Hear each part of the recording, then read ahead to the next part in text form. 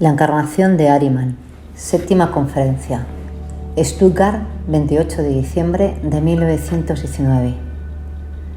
Nuestras observaciones han resaltado lo esencial que es para la continua evolución de la cultura humana que lo que podemos llamar conocimiento iniciático forme parte de ella. Debemos decir resueltamente que la liberación de la humanidad del curso de evolución decadente en que se encuentra depende enteramente de que vuelva a obtener revelaciones que solo pueden llegar a través del conocimiento espiritual.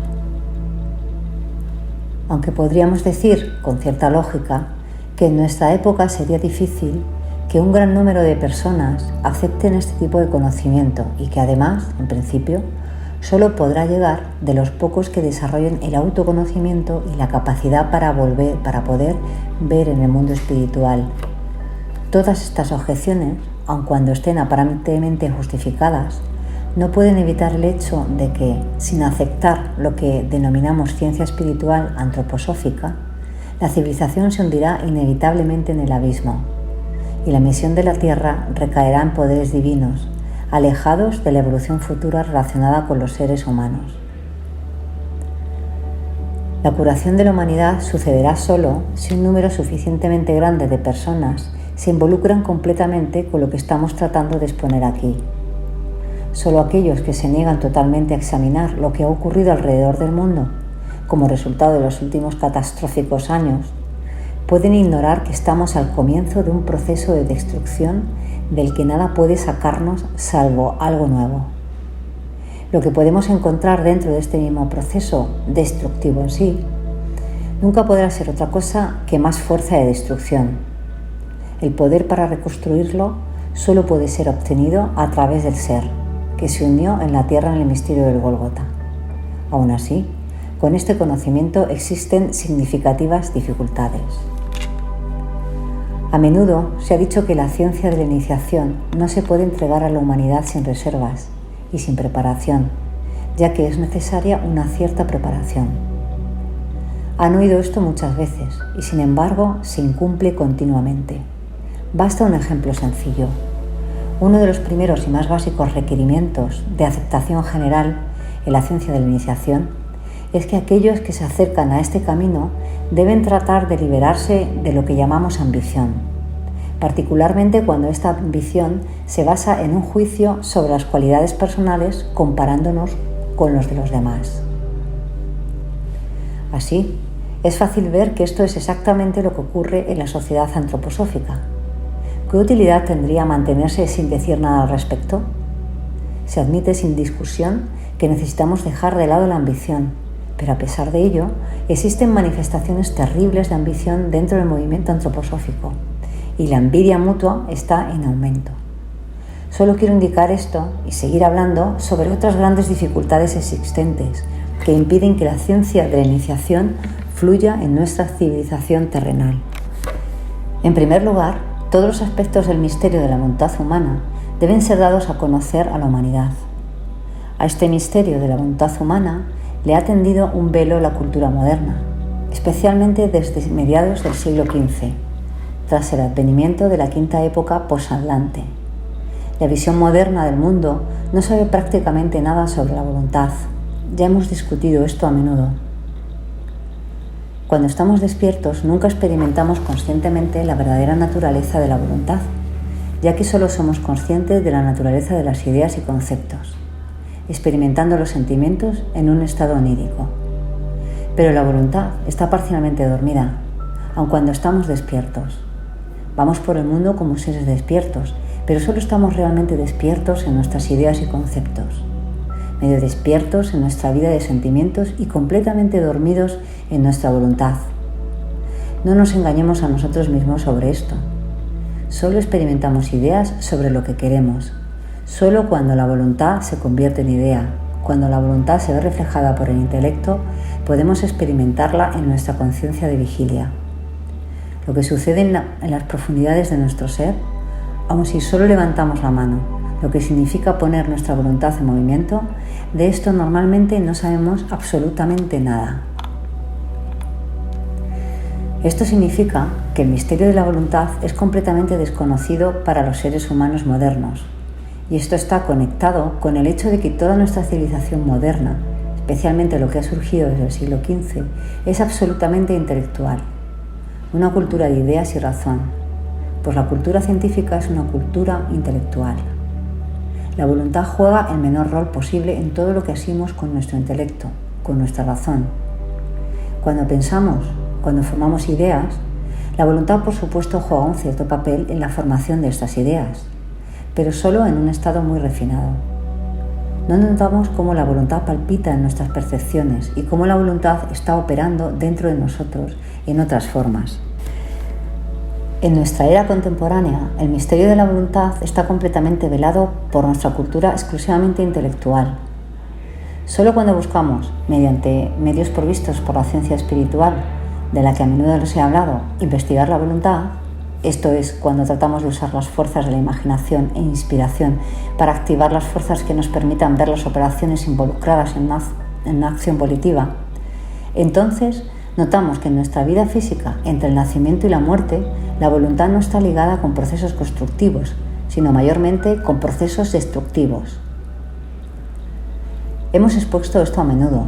Si en nuestro cerebro solo tuviese lugar procesos constructivos, de síntesis, si por ejemplo solo tuviese lugar lo que es resultado de absorber el alimento por nuestras fuerzas vitales, seríamos incapaces de desarrollar una vida mental y de sentimientos, por medio del sistema nervioso y el cerebro. Solo mediante los procesos destructivos catabólicos, es decir, por medio de lo que está siendo destruido continuamente en nuestro cerebro, es por lo que el alma y el espíritu pueden despertar a la conciencia de vigilia. Es precisamente aquí donde la voluntad está activa.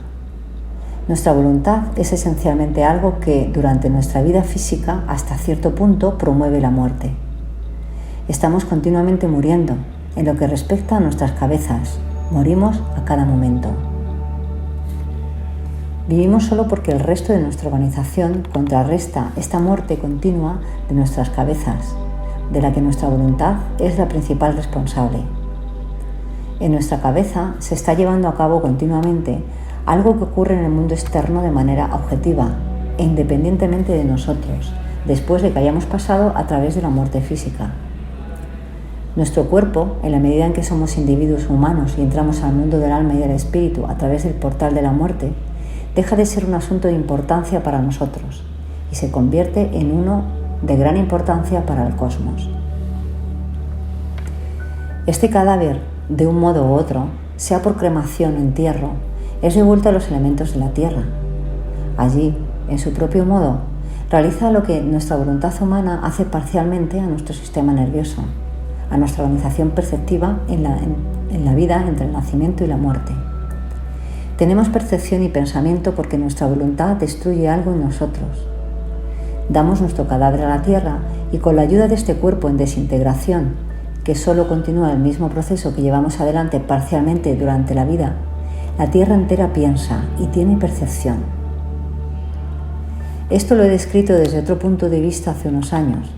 Lo que continuamente tiene lugar en la Tierra a través de la interacción entre sustancias terrenales primarias y cuerpos humanos muertos, mezclándose con ellas, es una actividad que es totalmente comparable con la actividad de la voluntad trabajando continuamente en nosotros entre el nacimiento y la muerte. Entre el nacimiento y la muerte, porque la voluntad está unida con nuestro yo, opera a través de las fuerzas destructivas de los límites, dentro de los límites de nuestra piel. Esta misma voluntad trabaja cósmicamente a través de nuestro cuerpo, en el pensamiento y la formación de las ideas de la Tierra entera después de nuestra muerte, cuando hemos dado nuestro cuerpo a la Tierra. Por lo tanto, estamos cósmicamente unidos con lo que podemos llamar los procesos anímico-espirituales de toda la existencia terrenal. Esta idea es muy importante, ya que nos ubica específicamente en el aspecto cósmico de nuestra existencia terrestre. Muestra la relación de la voluntad humana con la manera en que la voluntad cósmica universal opera dentro de la existencia terrenal, en los procesos destructivos, en la creación de condiciones de muerte. Pero así como después de haber pasado por las puertas de la muerte, nuestra siguiente evolución en el mundo espiritual depende de haber dejado atrás nuestro cuerpo, porque ya no trabajamos con estas fuerzas, sino con otras, La futura y sana evolución de la Tierra entera depende de si la humanidad en esta Tierra se une ahora, en vez de con las fuerzas de la muerte, con las fuerzas de la vida, fuerzas que se desarrollan en otra dirección que las fuerzas de la muerte. Hablar en este sentido hoy en día, cuando estamos centrados en objetivos y sentimientos muy personales, es desesperante, pues la gravedad de tal verdad es apenas sentida o experimentada. Los seres humanos no están acostumbrados a tomar estas grandes verdades con la profunda y necesaria seriedad. Sin embargo, debemos profundizar y preguntar: ¿cómo está relacionado con los procesos de destrucción de la naturaleza externa eso que yace en la voluntad humana, como lo he descrito? ¿Cómo está la voluntad humana conectada con estas fuerzas destructivas en la naturaleza exterior? En esto hay algo que hoy se presenta ante nosotros como un gran engaño. Cuando observamos hoy la naturaleza o experimentamos un proceso natural, creemos que ha surgido de otro proceso que lo produjo, y esto nuevamente de otro proceso que lo causó. Y así encontramos una cadena de causas y efectos en el funcionamiento de la naturaleza, y estando satisfechos cuando, de esta forma, podemos entender lo que se llaman vínculos casuales en el mundo externo. ¿Cuál es el resultado? Si le pedimos a algún geólogo, físico, químico o cualquier investigador científico honesto que nos dé su opinión, será a menudo reacción a informarnos de cuál es la consecuencia última de su propia concepción del mundo. Pregúntele si no piensa que la Tierra tal como la conocemos, las piedras, las plantas y también muchos animales, habría evolucionado de la forma en que lo ha hecho sin que el ser humano hubiese estado presente. Él replicará: ciertamente no se hubiesen construido casas y máquinas, los aviones no habrían sido fabricados por las vacas y los búfalos, y así sucesivamente. Pero todo lo demás que podemos ver, que no es obra de seres humanos, estaría presente aunque el hombre no hubiera estado allí, pues en la naturaleza externa se encuentra una cadena de causas y efectos. Lo que ocurre después es el resultado de lo que pasó antes. El punto de vista moderno es que los seres humanos no tienen nada que ver con esta cadena causal. Este punto de vista contiene exactamente el mismo error que lo siguiente. Imaginen que escribo alguna frase en la pizarra. Por ejemplo, Stuttgart es una ciudad. Cada letra está ahí porque la he escrito y no porque la letra anterior ha dado a luz inevitablemente a la siguiente. Sería totalmente absurdo decir que la letra precedente surge la siguiente como si fuera algún tipo de proceso natural. Una investigación exhaustiva y sin perjuicios de lo que es esencial en los procesos naturales nos convence del error que cometemos cuando nos entregamos a la gran ilusión de la ciencia moderna, de que los efectos son los resultados de sus causas. No es así. Debemos buscar en otro sitio las verdaderas causas, así como debemos buscar en nuestro intelecto, porque las letras siguen unas a las otras. Tomando el sentido amplio, ¿dónde yacen las causas primordiales de los acontecimientos externos en la naturaleza? Esto solo puede ser descubierto mediante la percepción espiritual. Estas causas se encuentran, de hecho, en la humanidad. ¿Saben dónde deben mirar si desean conocer las reales causas primordiales de la evolución natural sobre la Tierra? Deben investigar cómo la voluntad humana, bastante desconocida para la conciencia contemporánea, se encuentra en nuestro centro de gravedad, esto es, en la parte inferior de nuestro cuerpo. Solo una parte de la voluntad está activa en la cabeza humana. La parte principal de la voluntad se centra en el resto de nuestro organismo. Lo que llega a la existencia por evolución natural depende de la relación del ser humano con su voluntad inconsciente. Hasta ahora solo hemos citado un ejemplo significativo en relación con la evolución natural, pero esto se aplica a la naturaleza en general. He señalado a menudo que durante la época Atlante el ser humano se entregó a una forma de magia negra. La consecuencia de esto fue una glaciación a lo largo del mundo civilizado. La totalidad de la evolución es realmente el resultado de la actividad volitiva, no de individuos aislados, sino de las distintas fuerzas de voluntad trabajando en conjunto en la humanidad, como un todo. Fuerzas que surgen del centro de gravedad humano. Si un ser adecuadamente desarrollado de Marte o Mercurio quisiera estudiar la Tierra, para comprender cómo la naturaleza se desarrolló y evolucionó aquí, este ser no describiría la naturaleza como uno de nuestros académicos lo haría, sino que mirando hacia abajo, hacia el mundo, diría: la Tierra está ahí abajo. Veo allí muchos puntos en los que se centran las fuerzas de las que la naturaleza recibe sus impulsos. Pero estos puntos no yacerían para él en la naturaleza exterior, sino siempre dentro del ser humano. Mirando desde afuera, encontraría que debe mirar hacia el interior humano si quiere encontrar la causa de lo que tiene lugar externamente en la naturaleza. Esta comprensión de la conexión de la voluntad humana con el curso de la naturaleza en su conjunto debe volverse una parte integral de la ciencia del futuro. Una ciencia tal mostrará a los seres humanos su responsabilidad de una manera muy diferente a como lo hacen en la actualidad. Los seres humanos pasarán de ser ciudadanos de la Tierra a ser ciudadanos del cosmos. Aprenderán a ver el cosmos como una parte de sí mismos. Si enfocamos nuestra atención hacia cosas semejantes, el conocimiento de ellas se apodera de nosotros. Este conocimiento no opera de la manera vaga en lo que lo hace nuestro conocimiento intelectual. Este conocimiento está tomando mucho más de la realidad y por lo tanto funciona de una manera mucho más viva.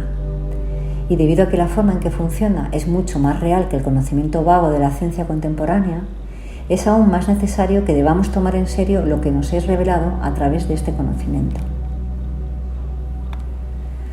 Uno no puede ser un ciudadano del cosmos, en el sentido descrito anteriormente, y aún seguir siendo el viejo filisteo que en los últimos siglos, el periodo que comienza a mediados del siglo XV, ha producido los seres humanos hoy en día. No podemos, por un lado, querer tomar parte conscientemente en los procesos del cosmos y, por el otro, hacer comentarios despectivos sobre nuestros semejantes, de la forma habitual en que esto sucede en los encuentros de círculos sociales en esta época burguesa. Otra ética y otro impulso moral debe fluir a través de la humanidad, si la ciencia iniciática logra su verdadero progreso, pues todo lo que se prepara para la aparición de Ahriman en nuestra Tierra, como les he dicho, opera fuertemente, en especial como una fuerza que dificulta el advenimiento de la ciencia de la iniciación.